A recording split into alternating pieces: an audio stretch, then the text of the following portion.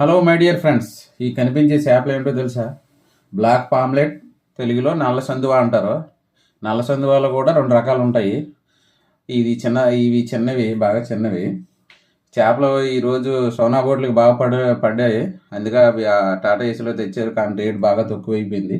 Scare వచ్చి 19,000 పడింది. ఈ సరుకు, ఈ నల్ల సందువాలు ఎక్కువ ఎక్స్పోర్ట్ ఎక్కడికి అవుతాయంటే మద్రాసు అవుతుంది. మద్రాసు అంటే హోటల్కి ఎక్కువ కనుక మద్రాసుకి ఇవి పార్సల్ చేస్తారు. ఈ కేసుకి మన మార్కెట్లో అయితే జత వచ్చి 300-400 పడుతుంది.